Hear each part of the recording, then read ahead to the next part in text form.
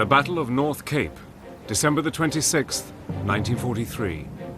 The Royal Navy's fast cruiser HMS Belfast goes into action against one of Nazi Germany's most powerful warships, the battlecruiser Scharnhorst, armed with a battery of 11-inch caliber guns. Fought in the dark, in the icy waters of the Arctic Ocean, this epic confrontation would be the Royal Navy's last great battle at sea. It would be a fight to the death. I was down below water level, and there's where I stayed for 12 hours.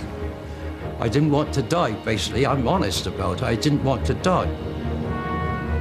On June the 6th, 1944, Belfast again makes history as she fires the opening shots of the D-Day invasion.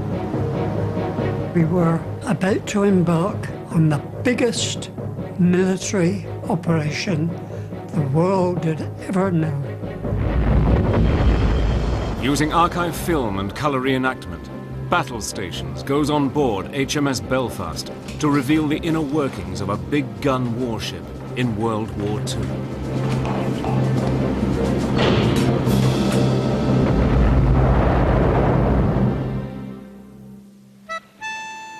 For centuries, victory in a sea battle depended on a combination of big guns and heavy armor. In the days of sail, warships would pound each other to pieces at very close range with a steady barrage of cannon fire. Their massive wooden hulls were strong, but timber was no match for iron cannonballs. In the 20th century, everything changed. Wood and sailcloth were replaced by steel and steam. Cannonballs by armor-piercing shells, fired from huge guns mounted in rotating turrets, giving a wide arc of destructive firepower at very long range.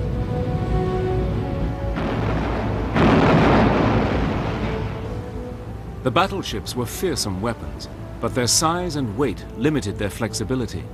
Their chief role was to act as a deterrent, the ultimate expression of sea power.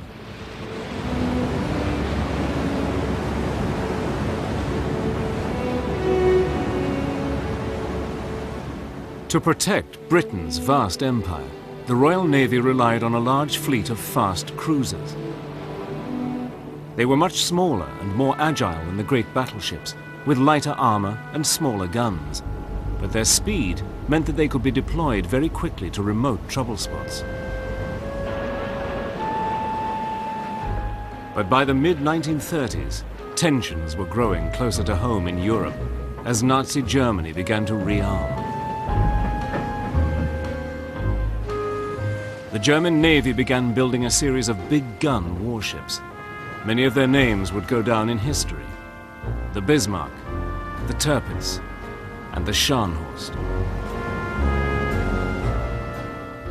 Great Britain responded with its own shipbuilding program. In May 1936, the Admiralty ordered a new and improved cruiser to be named HMS Belfast. She carried 12 6-inch guns in 4 turrets, 2 at each end of the ship. They had a rapid rate of fire and a range of more than 14 miles. On each side of the main superstructure, there were 3 torpedo tubes and 3 smaller gun turrets, mounting the secondary armament of 4-inch guns. The hull was protected by a 4-inch thick belt of steel armor plating. Top speed was an impressive 32 knots, about 36 miles per hour. HMS Belfast entered service with the Royal Navy on the 5th of August, 1939. Now she needed a crew. I was full of adventure. I wanted to do things, and the Navy seemed a good way to get in there. And also, I had a feeling that there was going to be a war. And if there was going to be a war, I wanted to decide where I was going to go. And I fancied the sea. You come to join the Navy? I have joined. Good for you. Well, it's not a bad sort of life. For her very first crew, joining the brand new cruiser HMS Belfast was a memorable experience. When you get a new car, nobody's had their hands on it. It's yours. And that was the same thing with the Belfast. It was mine. John Harrison found himself in charge of A and B 6-inch gun turrets. It was something to be on a ship of that size, so brand new, with all these modern things. And I went along to the turrets. They were magnificent. It was a very thrilling experience to be presented with this power. I thought to myself, when you look at these turrets, there's 3 guns there. They're capable of firing 14 miles. I've got a powerful beast here. And those guns would soon need to be ready for action. Barely a month after HMS Belfast was commissioned, Britain was at war with Germany. The first action was at sea. Enemy sighted. This is what they've been waiting for. Action stations. Open fire!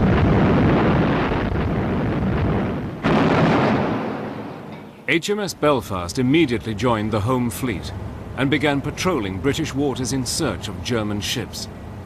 But on November the 21st, 1939, disaster struck. Suddenly, the lights went out. A terrific thud. I thought my head had shrunk in my shoulders. And a terrific uplift. All of the ship was bouncing. Well, you don't do that with a ship of that size. And everything went dead quiet. And the QO said, "Christ, Chief, what was that?" Belfast had become the first victim of a new German secret weapon, the magnetic mine. I could hear groans, creaks, shudders, proving that there was no keel left underneath A and B turrets. HMS Belfast was so badly damaged that the Navy even considered scrapping the brand new ship rather than attempting to repair her. It was finally decided that the cruiser should be saved, but major repairs would keep her out of the war for over 3 years.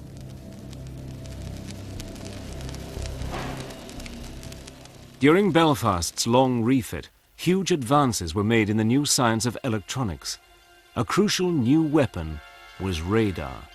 It transmitted a powerful radio beam which bounced off the target and back to a receiving aerial. The echo appeared on a screen, indicating the target's position and range. This electronic eye revolutionized warfare. Belfast was fitted with the latest radar equipment, linked to a highly sophisticated fire control system for the guns.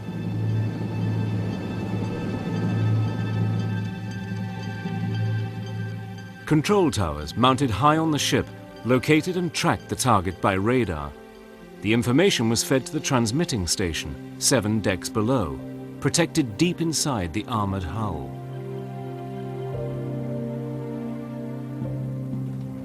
Here, the training and elevation settings for the guns were calculated using a complex mechanical computer, the Admiralty Fire Control Table.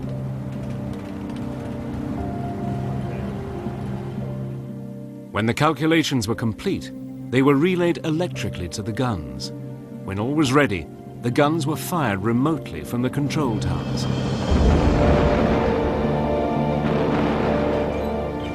In November 1942, with her complex refit finally completed, Belfast emerged as the Navy's largest and most powerful cruiser.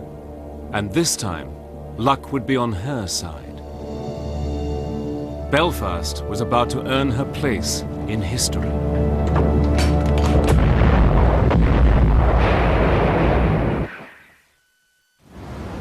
What a gigantic job confronts the Royal Navy. Shipping to be convoyed against the ever-present threat of enemy raiders. The raiders themselves to be tracked down in vast expanses of trackless ocean, which present the old problem of the needle in the haystack. Early in 1943, HMS Belfast became the flagship of the 10th Cruiser Squadron, led by Vice Admiral Robert Burnett. Burnett was an aggressive commander. His determined defense of Arctic supply convoys to Russia had made him a popular figure with his men, and with Britain's Prime Minister, Winston Churchill. The Prime Minister seized the opportunity to call in to see the boys. With the Premier was Admiral Burnett of the famous Great Convoy to Russia. The Arctic convoy was important not only materially, but politically as well. Since the Soviet Union was holding down the bulk of the German army on the Eastern Front, the Allies knew they had to do something to show their sign of support. But sending through the convoys of vital supplies was an extremely dangerous operation. During the early war years, German surface raiders and U-boats had taken a disastrous toll on Allied shipping.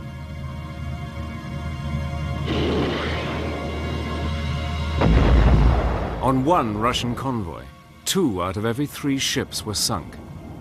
Many were lost with all hands. Yet in spite of all the hardships, sailing this cold and unforgiving ocean could be an inspiring experience. It's the vastness of the ocean that gets you. And there are 45-foot waves. You see these great, huge green hills coming towards you.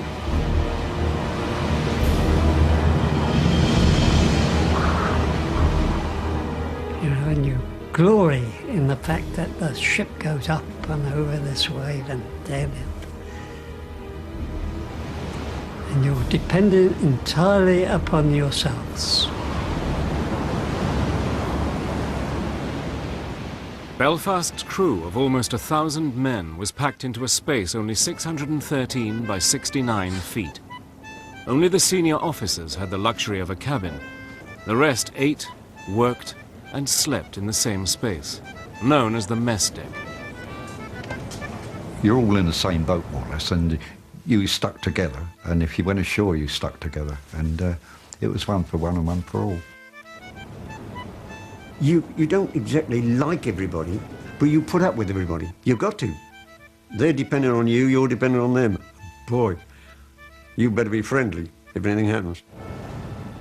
Their beds were simply canvas hammocks, a British naval tradition dating back to the days of sailing ships. The awkward process of getting into a hammock was the first skill every British sailor had to master. Hands on a bar a bit higher than what your hammock was slung and just swing yourself in. You had to stay across both ends to keep the hammock from folding up. Once you get into it, you get the roll of the ship and it swings you off to sleep, and it's such a comfortable sleep too. If the ship was at sea and you were swinging to and fro, you would have to disturb the man in the hammock next to your own if you were about to get into it. Hammocks were only that much apart. The beating heart of the ship was its engine room, situated deep down below the water level and protected by the armor plating. For the engine room crew, the deafening roar of the engines and the ever-present reek of fuel oil made this one of the most uncomfortable and claustrophobic places to work on the whole ship. One of the things all personnel do when they join the engine department is to make sure they know the precise position of every valve, every means of shutting off a source of power in the dark, and with the ship sinking possibly. Most personnel in the boiler rooms didn't expect to survive if the ship was badly damaged. Up on deck, the greatest enemy was the cold. In heavy weather, the flying spray hitting the steelwork could instantly freeze into a sheet of ice, encrusting the whole ship. It turned the rolling and pitching deck into a deadly skating rink. It seized winches, sealed up doors, and jammed guns. If allowed to build up, the weight of ice could unbalance the whole ship. Deckhands spent long hours in sub-zero temperatures, hacking away the sheets of ice.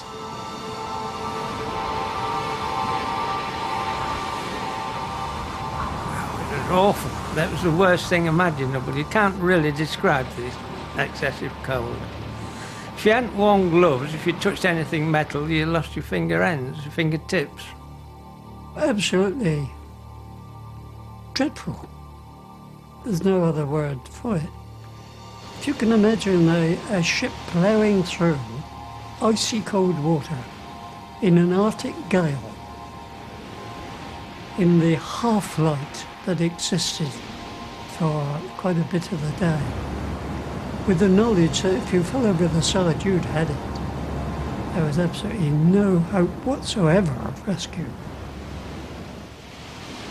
The Arctic convoys were the worst possible conditions.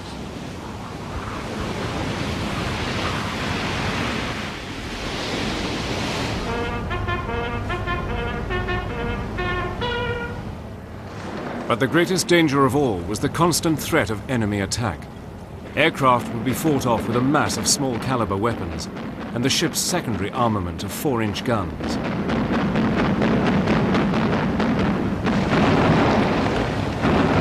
The shell just reached a certain point on the barrel and up would come the breech real quick. And you had to double your fist up and push it home because you'd have lost your finger ends if you pushed it flat. Made a hell of a crack, those guns. It deafened me. There was no thought of getting rid of the old shells after the gun had discharged 2 big brass shells. You were rolling all over the floor and treading on them and falling and... oh dear. A hostile ship would be engaged by Belfast's main armament. Packed inside each heavily armored turret, a crew of 26 men manned the 3 6-inch caliber guns.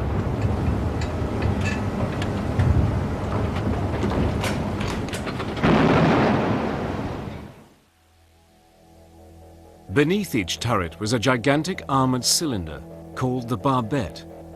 It supported the 175-ton revolving structure and protected the system of hoists which fed ammunition to the guns. At the very bottom of the ship, the magazine supplied the explosive charge, a bag of cordite that could hurl the shell some 14 miles. One deck up, the shells, each weighing 112 pounds, were loaded onto separate hoists, which delivered them to the turret, where a series of moving trays fed them to the guns.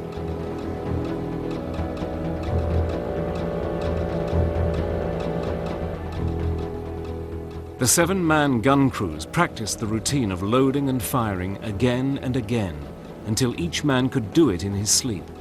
Each crew member had a single task to perform, but all had to dovetail together at exactly the right moment.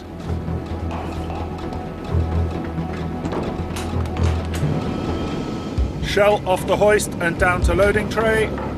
Breech open. Swing shell to breech and ram home. Cordite charge off hoist, out of case and onto tray. Ram home charge, close breech and set fuse. Elevate gun to firing position. A good gun crew could do all this in less than 8 seconds.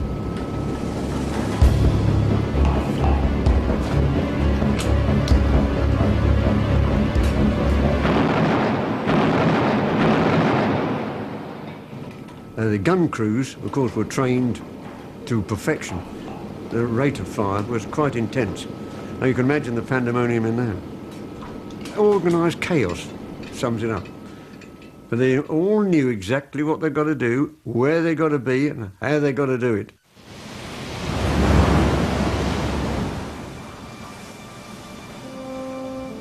By the end of 1943, the Battle of the Atlantic had finally turned in favour of the Allies. As the number of Allied merchant ships safely crossing the Atlantic increased, so did the pressure on Germany's naval commander-in-chief, Grand Admiral Dönitz, to stop them. His U-boats were being hunted down and sunk in ever-increasing numbers.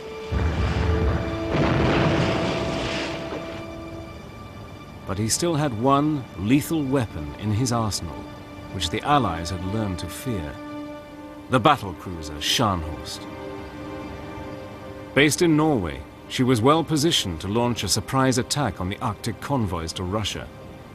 And she had the firepower to single-handedly wipe out an entire fleet of ships with her 11-inch guns.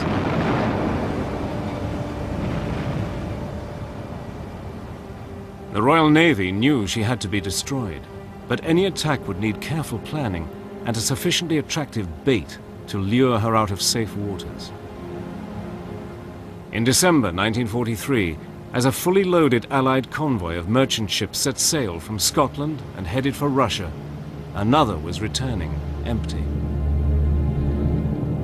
The two convoys would pass each other in the Barents Sea, between Bear Island and Norway's North Cape.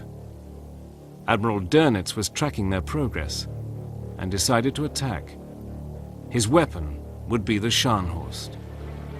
On the evening of Christmas Day 1943, she set sail, but British intelligence had decoded the German signals ordering her to sea. It was the break they had been waiting for. The Royal Navy began to prepare a massive counterattack. The Scharnhorst was about to sail into a trap. These are the ships taking from Britain the results of 1 million hours of labor in her great factories. It was sent to aid the Red Army, and it was sailed by the stoutest-hearted merchant seamen in the world. Every Allied supply ship that reached Russia helped to drive back the German armies in the east. On Christmas Day 1943, the Scharnhorst sets out to stop them. But while the Scharnhorst closes in on the convoys, the British Commander-in-Chief Home Fleet, Admiral Fraser, has already prepared his two-pronged plan of attack. Admiral Burnett would lead Force One, formed of his 3 cruisers, Belfast, Norfolk, and Sheffield. As the Scharnhorst closes in to attack the convoys, Burnett's cruisers will intercept her and drive her back into the path of Force Two, led by Admiral Fraser's own battleship, the Duke of York. At 44,000 tons, Duke of York was one of Britain's biggest and most powerful battleships. She was armed with 10 14-inch guns. But although bigger and better armed than the Scharnhorst, she was slower by about 4 miles per hour, a small but vital difference. In any sort of sea battle, speed is important and maneuverability is important, because if you really can't get in the proper position to launch your torpedoes or fire your main batteries, then the ultimate outcome of the battle will probably not be in your favor.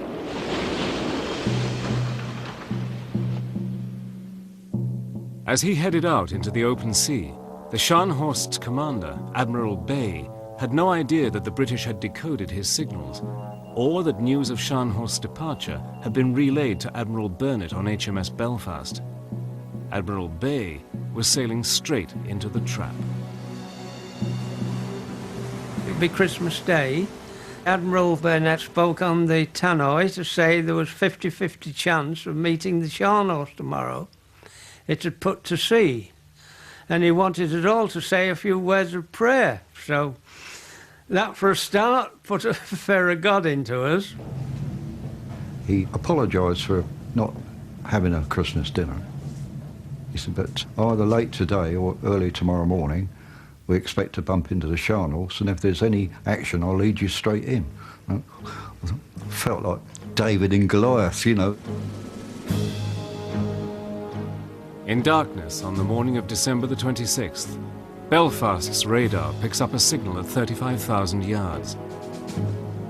A large vessel is heading straight towards the convoys. It is the Scharnhorst. Belfast's crew are called to action stations. Within 2 seconds, the Padre gave a short service. The next thing I knew, I was down in the port diesel compartment, right down below water level, and there's where I stayed for 12 hours. When you go into actions, you close all doors and sculls, and they've got to be shut tight because they're going to be watertight, because it'll be danger to the whole ship if one door was left open. It got flooded. With each man at his battle station, the crew of HMS Belfast prepared to go into action. At any moment, the huge guns of the Scharnhorst could be turned on the cruisers, but her radar had failed to detect them. Under cover of darkness, they closed to 13,000 yards and opened fire.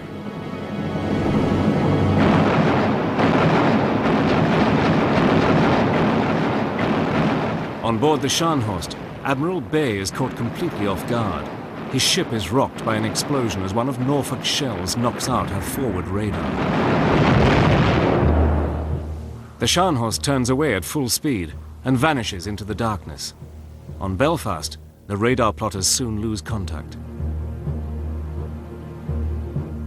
It looks as if the carefully laid plans might fail after all, but Admiral Burnett is convinced that the Scharnhorst will return for another attempt at attacking the eastbound convoy. Rather than search for the Scharnhorst, he orders his cruisers to continue screening the convoy and waits. After almost 2 hours of nail-biting tension, his gamble pays off. Belfast again picks up the Scharnhorst on radar as she closes in once more to attack the convoy. However remote you are from the bridge, you share in the agonizing that's going on there, and you share in the excitement. At 11,000 yards, all three cruisers open fire.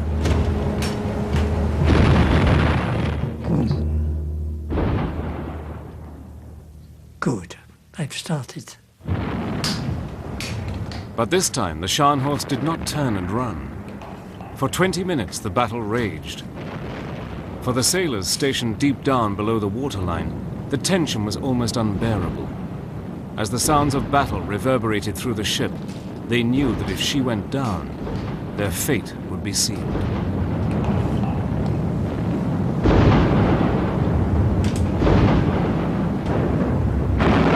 There's 3 decks down below, and there's 3 escape hatches above, all shut tight, and it was a bit scary, really.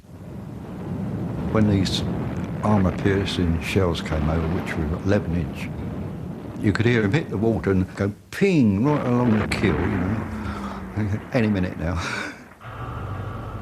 At the very bottom of the ship, Larry Fursland's lonely battle station was at the diesel generator which powered 2 of the 6-inch gun turrets.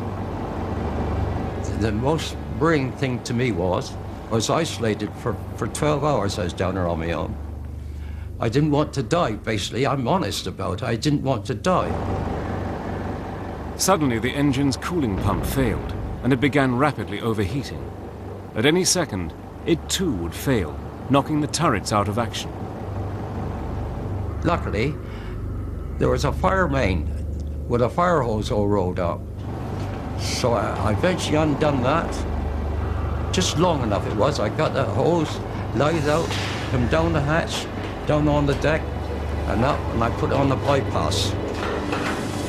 Using a fire hose, Larry fed cooling water to the engine. At last, the temperature began to drop. I gradually opened up on the valves until I got the temperature down, and I run like that for 12 hours. If that diesel generator had gone off the board, it'd have been 1 or 2 triple turrets out of action. Larry's quick thinking kept the turrets working and would later earn him a medal, one of many awarded that day. During the 20-minute battle, Belfast's gunners loaded and fired hundreds of 6-inch shells. The Scharnhorst continued to return fire, and Norfolk was badly damaged, losing a gun turret and 9 men killed.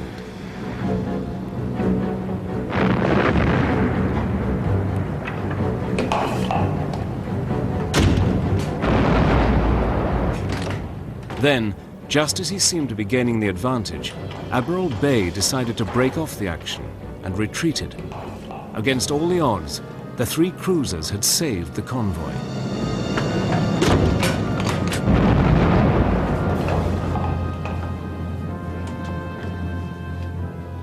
As Admiral Bay set off at full speed for the safety of his base in Norway, with Admiral Burnett's cruisers in hot pursuit, he didn't know that the battleship Duke of York, with its 14-inch guns, now lay almost directly in his path. The trap was about to close.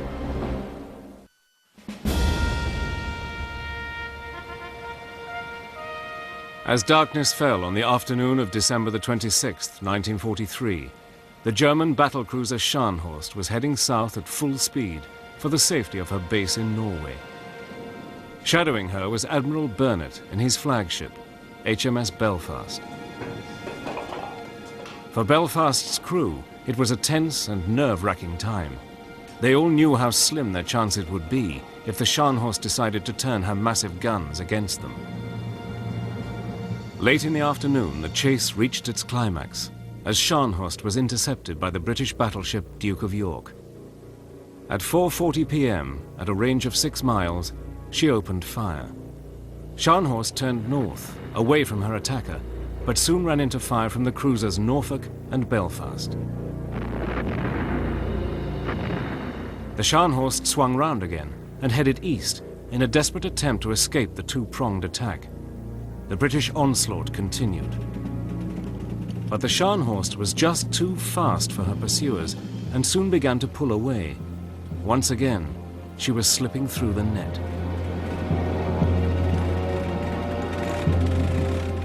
Then, at extreme range, one lucky shot exploded in the Scharnhorst's boiler rooms. Her speed began to drop, and the British Commander-in-Chief, Admiral Fraser, ordered his fast destroyers to close in and launch a torpedo attack.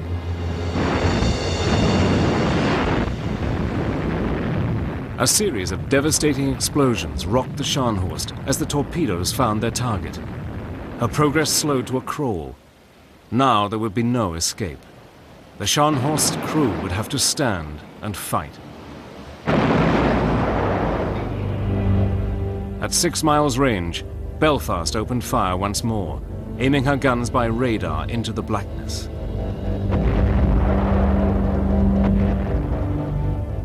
Within half an hour, the Scharnhorst had been pounded into a blazing inferno. From his battle station high up in the radar plot, George Burridge was one of the few members of Belfast's crew who actually witnessed the final moments of their enemy, the legendary Scharnhorst. We then saw the Scharnhorst completely engulfed in flames. A terrible sight when you think about it. And, yeah, very memorable. I can see it now. It's a tremendous sight when you see a ship of that size with that number of people on go down. It's unbelievable, quite frankly.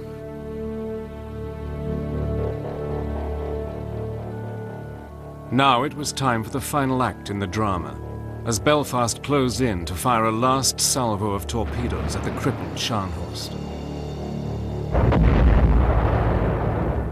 At 7:45 p.m. on December the 26th, Belfast's radar plotters watched as the Scharnhorst's blip dwindled away and vanished from the screen. The message was broadcast throughout the ship. Scharnhorst has sunk. And when it was actually sunk, a smell came down the ventilation trunkings of oil fuel, one of the foulest smells in this world. And my thought was, poor devils.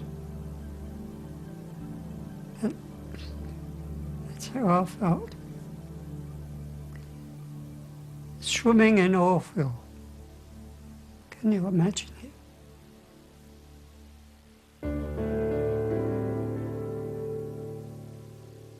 Of her crew of almost 2,000 men, only 36 survivors were pulled from the freezing waters. I thought we should have picked more survivors up. I saw a signal in the signals office shortly afterwards, and it just said, take a small sample. Well, to me, that meant leave them. For Belfast's crew, victory was tempered by an understanding of what those final moments must have been like for the German sailors. He's only a sailor, just like you. So you don't feel any hatred. Well, at least I don't believe sailors do. They're seasick just the same. Of the Scharnhorst crew of officers and men, 36 were rescued. These are the only survivors. A bitter defeat and a superb victory for these men of the British Navy. It's a matter of survival. It is either they go down or you go down, because naval tradition being what it is, the ships fight until it goes down. There's no question of surrendering or giving in or turning away. You fight until the end. Not a very clever situation, you might think, but that's the way the Navy does it. So we achieved what we went after. And no regrets for those that got killed, of course. None at all. No, it's just another enemy ship sunk. Good-o. It wasn't me. That's the theory. It was him. Heartless? That's what we're trained for. It had been a Christmas the men of HMS Belfast would never forget. Their ship had played a key role in the first modern sea battle, a battle fought mostly in complete darkness, depending entirely on the new science of electronics. But the first was also the last, as centuries of naval tradition were swept away. The Battle of North Cape represented really a changing of the guard as far as the Royal Navy was concerned. I mean, the Royal Navy had been built on the tradition of Nelson and Trafalgar and HMS Victory. It was the big gun battle, the gunnery duel, the broadsides against the enemy. Yet North Cape represented really a passing of those traditions. It was the last big gun engagement in which the Royal Navy was involved. Britannia ruled the waves once more. Germany had lost the war at sea. Now she had to be beaten on land. As the new year dawned, plans for the invasion of mainland Europe were already being finalized, and HMS Belfast would be at the very heart of the greatest military offensive in world history.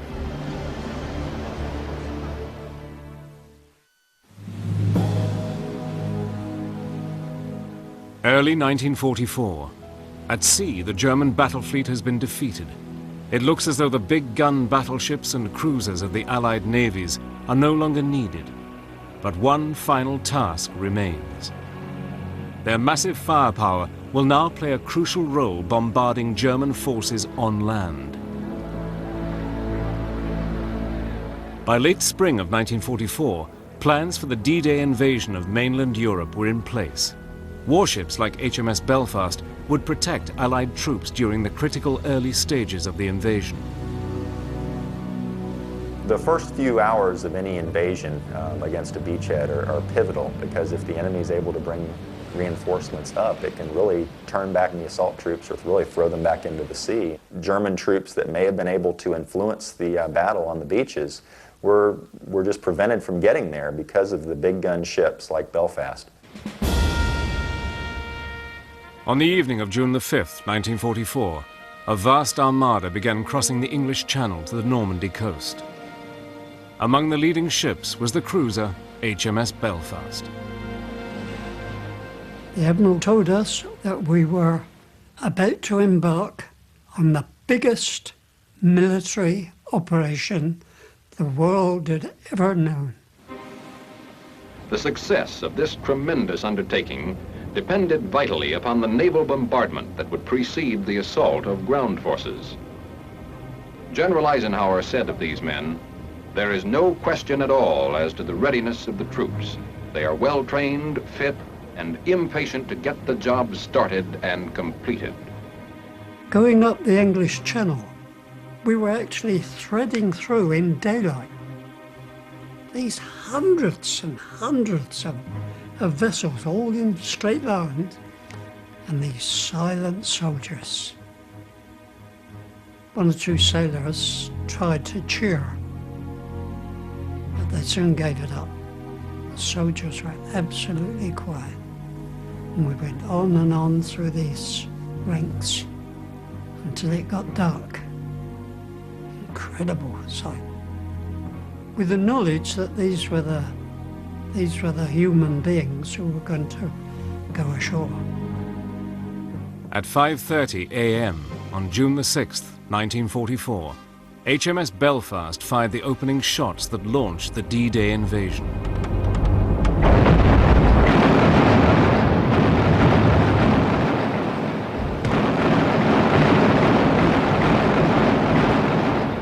shattering the dawn 90 minutes before H hour, the naval bombardment opened up.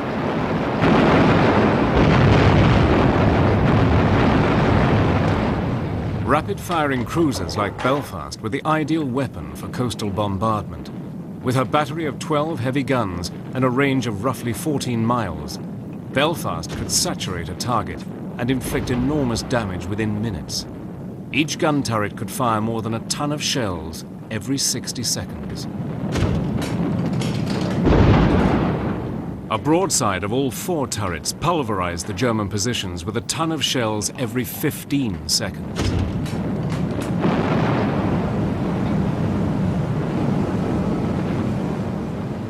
My action station was the after engine room, and realizing that history was being made, I gathered the stokers and the petty officers, and that's the actual expression I used. History is being made up there. And I said, if you are willing to risk your lives and want to see what's going on, it's up to you. You can go up the ladder. 2 minutes up the ladder and back. And every single man went up the ladder to have a look. And I waited till last and went up. And there was D-Day.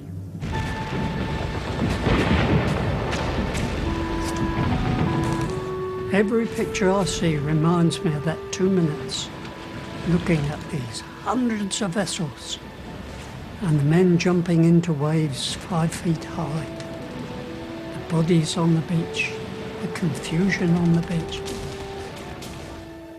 Yes. We saw D-Day.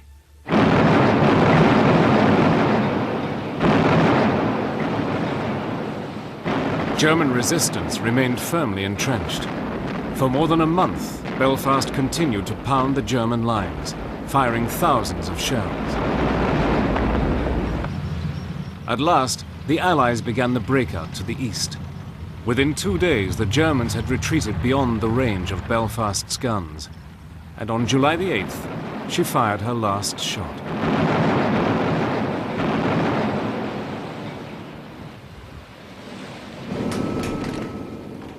She returned to England with her gun barrels worn out, but her task was finished.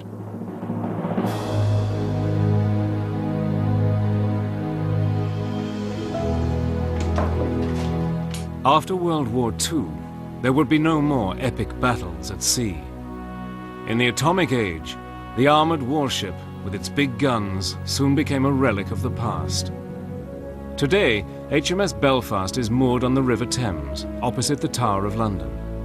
She is preserved as part of Britain's Imperial War Museum, the very last survivor of the Royal Navy's big gun armored warships. There are no more. The dear old Belfast remains, and may she float alongside the jetty on the Thames for the next 50 years.